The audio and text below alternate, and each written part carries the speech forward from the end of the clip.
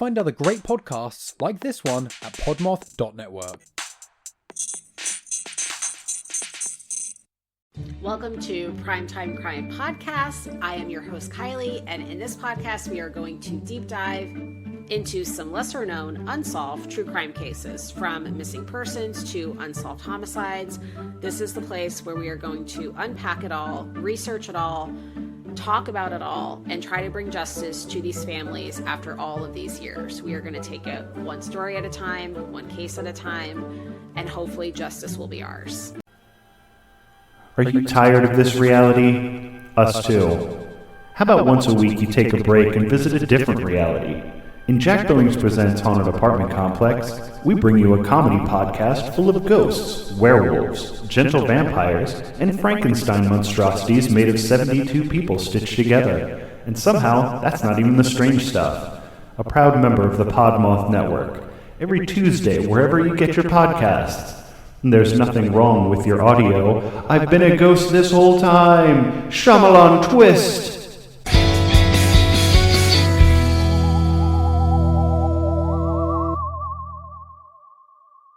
Welcome to the Brutal, Bizarre, and Boozy podcast. I'm Deklan, the son. And I'm Jane, the mom. This is the podcast where we talk about brutal crimes, bizarre occurrences, and get you drunk with cocktails themed around one of our stories. To lighten things up, we'd like to end our time with a chaser. Please keep in mind some of our stories might be upsetting to young or sensitive ears. We love hearing from our listeners, so feel free to contact us by email or social media. You can find our contact info in the show notes for this episode. If you'd like to support us through Patreon, you can find us there at Brutal, Bizarre, and Boozy Podcast, or use the link in our show notes. Welcome back, everybody. Thanks for joining us yet again for another Brutal, Bizarre, and Boozy episode. How are you doing today, Mom? I'm good. How are you? I'm good. I'm excited for today's story. Are you? Ooh, fun. And it's a bizarre story, so that means that hopefully it's a good story. Nothing bad happens in it, really. Weird stuff. Well, I've got bad stuff that happens in mine. So, well, not in my story. So my story's good. Good. Okay. What are you going to be telling us about today? I'm going to be talking about a guy named Ricky Dale Simonds Sr. from North Carolina. And he was I shouldn't say that. He was not a nice guy. Can confirm he was not a nice guy. But if it's your brutal, yeah, I'm assuming he's not a nice guy. It takes a nice little turn, though, that helps the situation to be less bad. But what have you got for us? I have the biggest bank heist in United Kingdom history. Oh, I love a good heist. You know it. A famous person is involved, so ooh, even better. Yes, and to go with it, I have the UFC Knockout Punch cocktail. I love the name. And it's spot on. It really is. Like, once I get into the story, you'll see why I picked this cocktail. Okay, cool.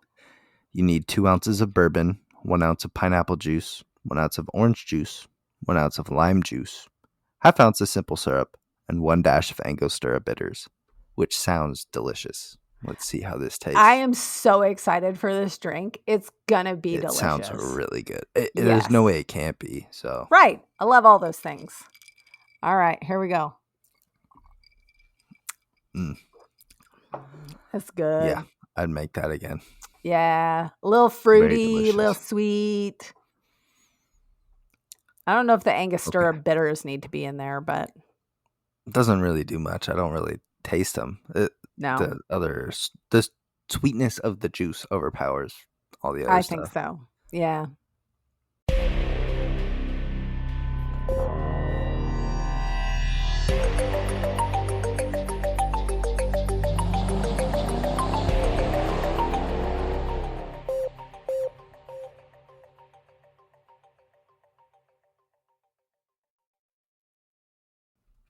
Okay, let's 'Kay. talk about Lee Murray. So Lee Brahim Murray Lamrani was born November 12th, 1977 to parents Barbara Murray and Brahim Lamari in South London. Okay. His father was Moroccan, which will come into play later in the story. But Okay. Brahim was volatile, his father. So Lee Murray is the guy we're talking about. Okay, But his full gotcha. name includes his father's name. Right. Yes, I So- got confused there for a minute. The dad was not a nice guy. Brahim Lamrani. Yes, Sorry. dad. It's hard. That's the dad. Okay, Lee Murray is the guy we're talking about. But gotcha. so Brahim was a violent drunk who was absent for the first 7 years of his life. When he came back, he would attack Lee and his mother, and one day Lee snapped. When he was a teenager, his father had hit him, and Lee decided to stand up for himself and knocked out his dad. Okay. You go. This will be a recurring theme in this story, but Okay. this caused his father to move out, fearing that if they lived together, that one of them would have ended up dead. Yeah, kind of sounds like it. After graduating from school, Lee found himself in a life of crime. He was selling drugs with Paul Allen, a friend he had met from school. So, Okay. Paul Allen is his right-hand man, basically. Best bud. He was selling drugs with Paul Allen. Oh, I already said that. Lee was sort of an enforcer for a gang because he Oh. knew how to fight. Well, He obviously. was known for punching people that either wouldn't pay or were encroaching on his gang's territory. Okay. So he was just beating people up left and right. Lee was later arrested for possession of cocaine and weed after a fight broke out on his territory. Mm. He was trying to get the other gang off his territory and got wrapped up. But after Lee got out, he began religiously working out and continuing his gang's enterprise. So he was still selling drugs, but now him and his buddy Paul were working out full time. Okay. Lee became very brazen towards cops, mocking and intimidating them on the streets and even following them around in his car, which is Oh. pretty impressive for Britain. I know the cops over there can just they don't have the First Amendment there, so you can get Right, arrested there's just no- for saying right. the wrong thing to someone. Yeah. But And plus, the officers probably aren't armed with anything more than a nightstick. I think they have guns there. I think those are the only people that can have guns there. I don't know. I read a lot of books based out of the UK where the officers do not carry firearms at all. Like they have armed officers, but that's a special unit. Okay, so it says not all police officers routinely carry guns. Yeah. Only specially trained officers. Oh yeah, Yeah. okay. I guess that makes It's sense. like the SWAT 'Cause team the are the guns only are very ones. no one has guns there unless it's a shotgun for shooting pheasants and you're extremely Yeah. rich. Like Probably. you can basically only have a gun if you're super rich there. Yeah. It's not anything like here, but in late December of 1998, Lee's girlfriend, Siobhan Rawlings, gave birth to their first daughter, Lily June. Oh, that's a nice name. One week later, Lee's gang was wrapped up and a majority of his members were sent to prison, but Lee managed to avoid arrest.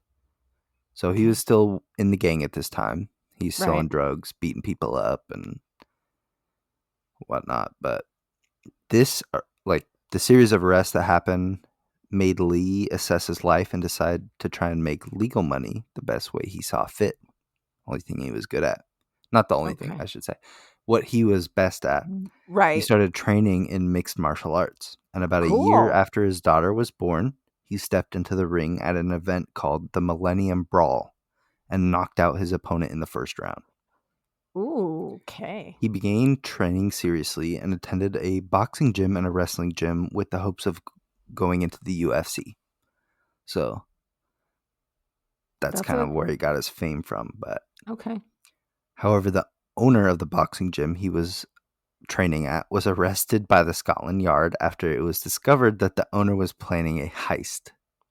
So Do love a heist. Lee had another professional fight in the early 2000s against Mike Tomlinson. The night before the fight, Lee was at a pub having some beers. A man accused Lee of stealing his seat and a fight broke out. Lee single-handedly knocked out the guy who harassed him, the guy's friend, and a bartender who tried to break up the fight. Jeez. Lee broke his hand during the fight, so the following day, during his professional fight, he was only able to use his right hand and won the fight by submission, which means he got the other guy to tap. Yeah. Yeah.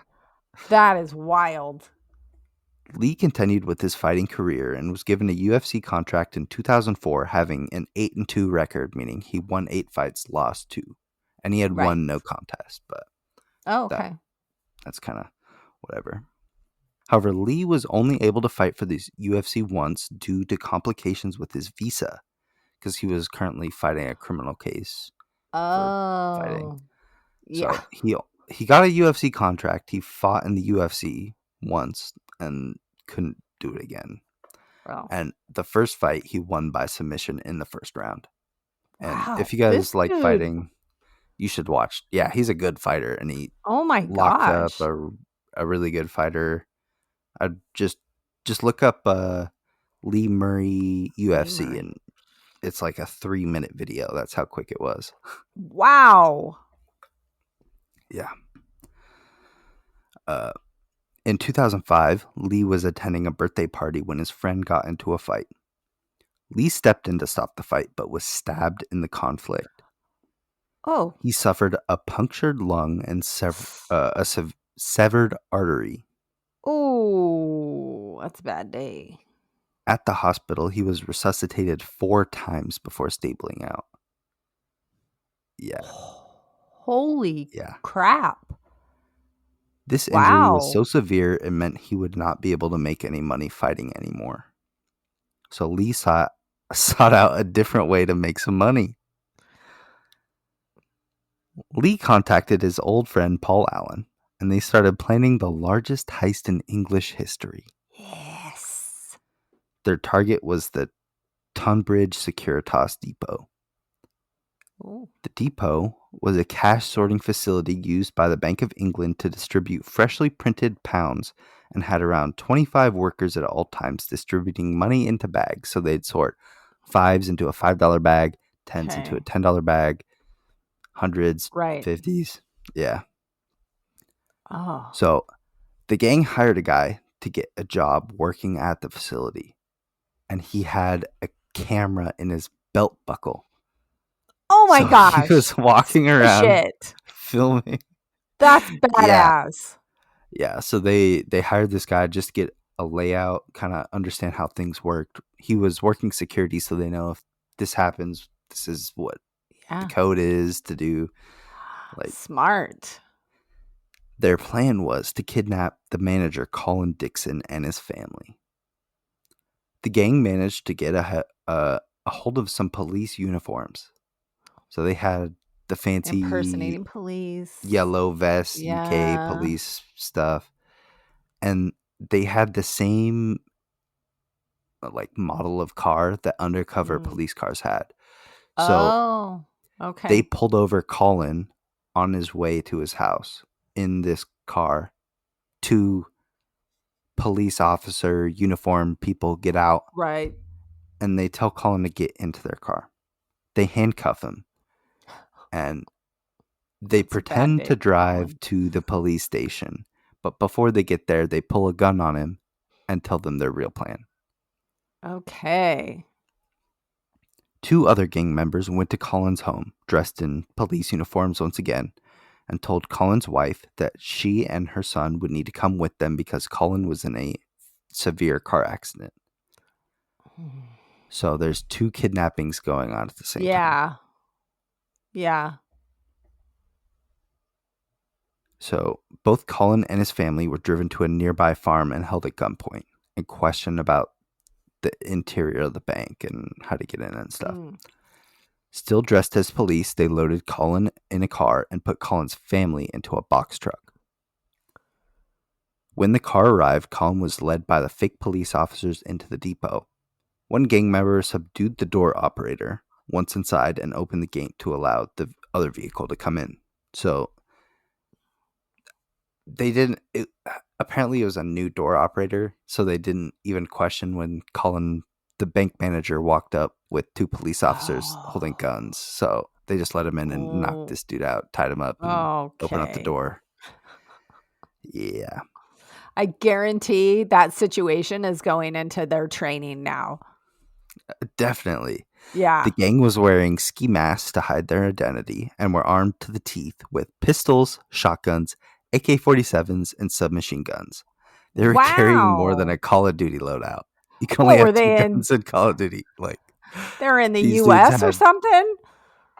UK. All that firepower. I know, but that's the crazy part. Firepower is the shit that you see here, not there. That's what I'm saying. I know, it's wild. A connect somewhere. That's wild. Yeah. Colin warned all of his employees to comply with the gang, and all 14 employees were tied up because they had his wife. They brought the wife with them, wife and kid, so they could threaten him, obviously. For sure. Yeah. So the gang originally struggled with filling the box truck. The money was kept in big metal cages on wheels, and they were so heavy that the robbers couldn't lift them into the truck. So one robber tried to use a forklift to try and put the cart in, but couldn't figure out how to drive it. So he got one of the employees to drive it, and the employee just kept crashing it on purpose. So they decided to use a pallet jack instead, and they were able to load 53 million pounds, or about $60 million today, into the box truck. They could have stolen an additional 154 million pounds, but they didn't have another way to transport it. That's how much money was there, and they stole about a quarter of it. So the gang left with the box truck and locked all the employees in money cages, as well as Colin and his family. The alarm was triggered about 30 minutes after they left, and the police arrived to conduct an investigation. 4 days after the heist, Lee and Paul fled to Morocco. Since Lee's father was born in Morocco, that technically gave him nationality. Okay. Due to the laws that they have over there. Right. However, Lee was arrested in Morocco by a joint task force between Moroccan and the UK police. In June 2009, Lee was confirmed to have Moroccan citizenship, so he was not extradited to the UK and was sentenced to 10 years imprisonment. However, when he tried to appeal his sentence, it was raised to 25 years. Oh. Oops. Whoopsie-daisy. Should have just let it be, I guess. Yeah. Yeah, that's not how you think that's going to go. A UFC fighter did the biggest bank robbery in UK history. That's amazing. That should be a movie. If someone hasn't made a movie out of that, then someone needs to get on that. For sure. I would watch that all day. Oh, yeah. 100%. I love the movie Southpaw. If they just did that, but then instead of the dead wife and getting your kid back, that movie. Winning money. It's a Jake Gyllenhaal fighting movie. Oh. I think I've seen that. 10 of them now, but... Yeah, interesting. I don't know. That'd be a good movie to watch. It would be good. It's crazy. All right, let's hear about your story, Mom. Okay, my story. Ricky Dale Simonds Sr. was born in North Carolina on May 10th, 1959. His parents were Noah and Joyce Simonds. I couldn't find a lot of information about his background and his childhood and stuff like that, but it doesn't really pertain. I mean, maybe it does. Maybe it made him the wonderfully not nice person that he was, but I couldn't find a lot of information. However, in January 1986, Simmons was involved in an incident with his girlfriend, Donna Miller. The couple shared a mobile home in Bessemer City, North Carolina. And when I say incident, he strangled her to death. Yeah. I don't know the details, like what it happened, because it was in 1986. So it was a while, it was a long time ago. And keep the best paperwork. Right. Right. And it wasn't something that we could easily access today. I mean, without doing like a old newspaper search and all of that. Regardless, he strangled his girlfriend. Afterwards, he wrote a confession letter, then took a drug overdose in an effort to take his own life. 3 days later, he was arrested for first-degree murder. So, like I said, not a nice guy. After being released on bond, he was involved in a standoff with police for 10 hours, in which he threatened to attempt suicide again. He had a rifle and was holed up in a local motel. He was eventually detained, though.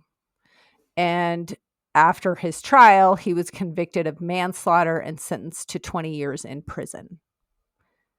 However, he only served about 6 years for Donna's murder, and he was released in 1992.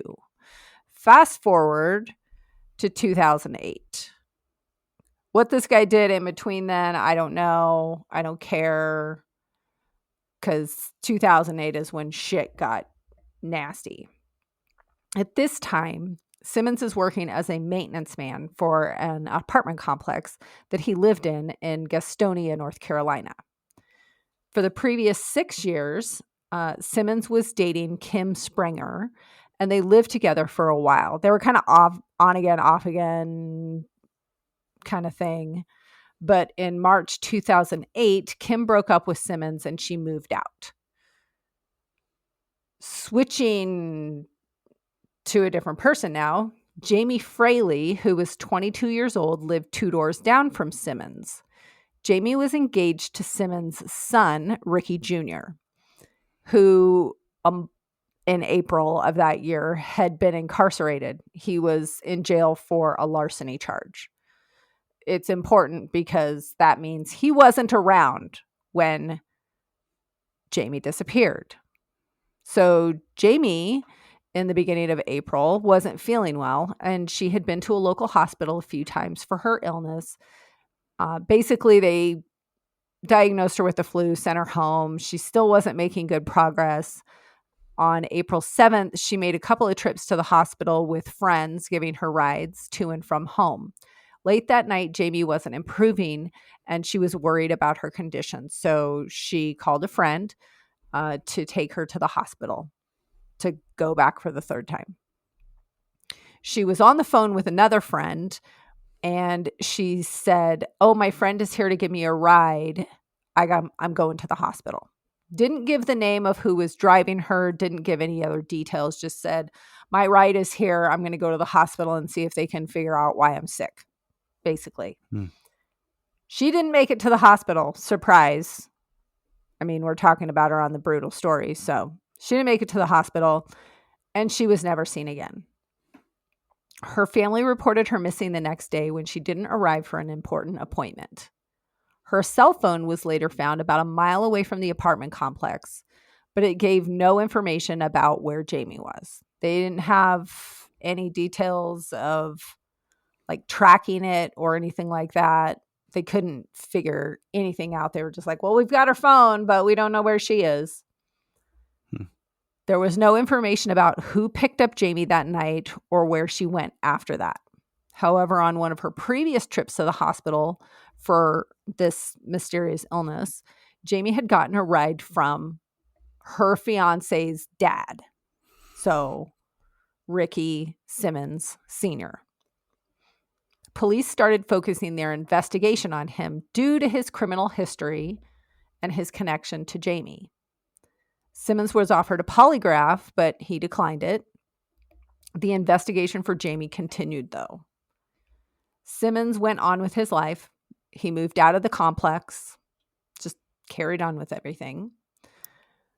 At the end of the next month, May, Simonds' ex-girlfriend Kim contacted the police about Simonds harassing her. So back to the ex-girlfriend. Officers told her that Simonds had been watching her. She was able to get a protective order against him. In her request for the order, she stated how a window lock in her home was broken and that she and her roommates were scared for their safety because of this ex-boyfriend, Simonds. A couple of days after getting the protection order, Kim's car was broken into while it sat in her driveway. Some stuff was stolen, but, nothing that she could do about it after the fact. A couple of weeks after getting the protection order, Kim went to work. This was Saturday, June 7th. Mid-afternoon or so, her car alarm started going off. She went out, checked on the vehicle, didn't see anything wrong, didn't see anything missing, doors are still locked, nothing going on. She turned the alarm off and went back to work, went on with her day. She left work that night around 10:30 p.m., and she noticed a bad smell, but figured she must have left something in the car that had turned, something wet. We've all accidentally leaving that gross thing, and we're like, good God, what's that smell? A shaker bottle, the usual Something. suspect. Yes, exactly. A protein shake that has the remnants have turned. Yes. Yeah. Being late at night, she just went home. The next morning, she drove herself and a few friends to church and noticed the smell in the car had gotten worse. Several hours later, that day, in the evening, she decided to clean her car and see if she could find the source of the smell. She didn't find anything in the car. She went around to the back and opened the trunk. That's when she found the dead body of her ex-boyfriend, Ricky Simonds. Oh, no. That's a rough thing to find. Yes. The police were called to deal with the body and the situation. Investigators believed that Simonds had broken into Kim's car that Saturday afternoon, which is what caused the alarm to go off. He climbed himself into the trunk and closed the lid, and that's what set the alarm off. But because she didn't open the trunk at the time, who does that? Why would you open your trunk? She just turned the alarm off, went back to work, whatever. Simonds had keys to Kim's car in one of his pockets, and it's believed he stole the key when the car was broken into a few days before. Since she didn't look in the trunk on that day, the alarm went off. She didn't know he was in there. She was like, whatever. I looked in the windows. Everything was fine. The temperatures that weekend were in the 90s, and the autopsy showed that Simonds had died from overheating. Although the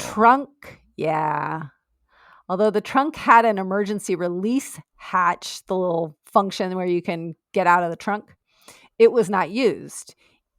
Either he passed out and then died, or became confused by heat exhaustion and then eventually died. Either way, he died in the trunk of her car. No. With his death, any information he might have had regarding Jamie's disappearance will never be known. And his own son believes that he was involved somehow in Jamie's disappearance. But he was the only one that knew anything about it, and now he's melted in a trunk. Jesus Christ. I know. That's one sorry. way to put it. Well, I mean, he was probably in there for over 24 hours. Ugh, so nasty. Yeah. Because her alarm went off like mid-afternoon, 3-ish, I think it was. And then I saw somewhere on one of the sources that she cleaned her car at like 6 o'clock the next night. Jesus. Ugh. So, yeah. Who knows how long he was in there before he died. That's so sad. It's so sad. I mean, not for him. For everybody else. The person that found it. That's what I'm most sad about. Like, yes. Oh my God. You got to sell that car. So gross. Ooh. Yeah. And it's sad that there's no answers about Jamie and her missing case. And I mean, Yeah. he had a criminal history of killing a girlfriend, so they kind of thought he might be good for this, but they didn't have any evidence for it. And So now there's, nasty. yeah. So.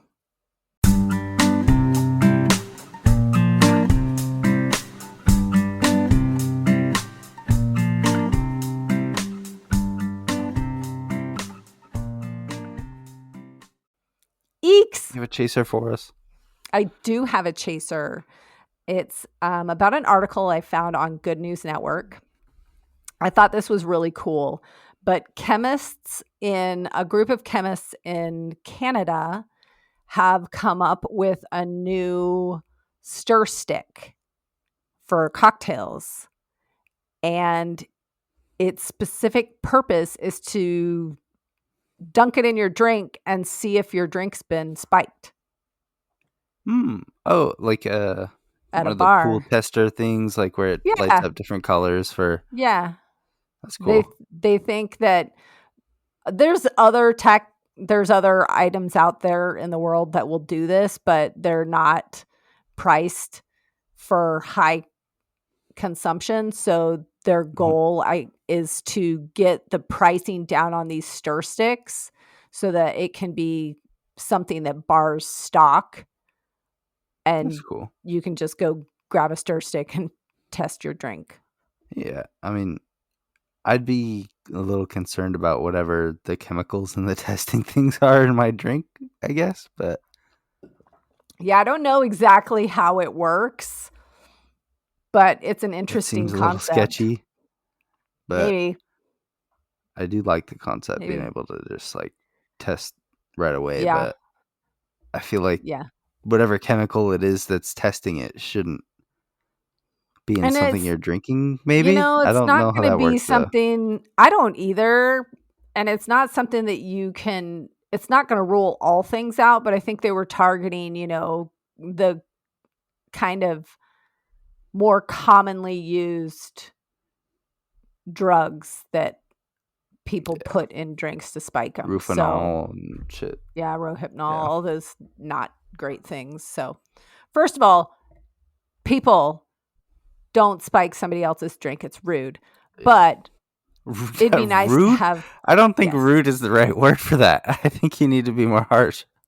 Okay. You should never spike someone's drink. Yeah, don't do that. Don't do that. But, there are assholes in this world who don't think that the rules and laws and shit apply to them. And they're going to be assholes no matter what. So cover your back. Don't expect other people to not be assholes, and just, look out for yourself. So, unfortunately, that's the way of the world, and that's just the way things are. So, anyway, what's your chaser? My chaser is another listen recommendation for a audio drama called The Last Known Position. Oh. It's kind of made me upset because pornographic. I know it does, but it's what's it called? Thalassophobia. I don't know. It's a fear of something. Okay, yeah. So it triggers my thalassophobia, which is an immense fear of deep bodies of water. Oh, okay. So it's like these people are sent out. They're kind of tricked into going out on this oceanic expedition. Okay. In search of a plane that went down. Okay. But there's the leader is lying to him and knows why the plane went down, and it involves a sea monster. Oh, so didn't expect a sea monster to come in. Super scary. Okay. It's very immersive. Like, it's made by the people that made Baraska and all that stuff. So it's very immersive. But cool. That's my chaser. It's very. I'll have to check it out. It creeped me out because of my fear of water, but Well, yes, but yours is not a paralyzing fear. You just don't necessarily like it. But you like going It's on not cruises. paralyzing, but yeah, but if the cruise, okay, that doesn't count. A cruise does not feel like a boat. When I was on that Alaska True. charting trip, I was scared. I was like legit because that was Oh, like a 35-foot boat, and you could see yeah. the water. We saw a shark go underneath the boat, hit our lines. I could see the shark. Like Yeah. that freaks me out. I do not like that. Okay. But I can see that. cruises are different. You can't even feel the sway on Right, a cruise you ship because don't. it's like a floating city. Yeah. It's That great. if there was a zombie apocalypse, I want to be on a cruise ship, probably. Unless there was a chance that somebody on there could turn and then you're screwed because you're on the boat with zombies. I mean, you can push But them overboard. if you knew that, like, Nobody's going to turn. everyone that was infected right now would turn in 12 hours, and 12 hours later the boat is still free. You just live Yeah. on the boat. You just plant vegetables Yeah. and shit. Like, Yeah. I think the plumbing and the it'd be water pretty cool. situation would be problematic. You build toilets like overboard, so when you poop, it just flies off. You got to like Flies sit off off the the boat. edge and just You have people fishing the whole time. go into, Yeah. oh no, stop it. Stop it. Nope. Yeah. If zombie apocalypse happened, find me on a cruise ship, please. Okay. Let's not have a zombie apocalypse. I don't want that. All right. Thanks for listening, everybody. Go ahead and Thank give you, us everyone. an Apple review. If you drop us an Apple review, we will read it for you. Definitely. Give you a little And shout we'll out. say, thank you so much. We love you. Yes. Give us 5 stars right. on Spotify. Follow, All of DM the us if you have things. any suggestions of stories you'd like to hear. Share us with your friends. Yes. Takes like 2 seconds to go copy, share, go. Pick a friend. Yeah. All right. Love you, Mom. All right. Love you. Bye. Bye. Hey, friends. Thank you for supporting our podcast. Please share our show with your brutal and bizarre friends. Give us a boozy follow on your favorite podcast platform. If you're feeling extra generous, we'd appreciate a 5-star rating or review as well. But maybe do that sober so all the letters are in the right place. You can find all our contact information in the show notes. We love hearing from you, and if you're interested in helping us stock the bar for our future boozy episodes, you can find our Patreon link in the show notes as well.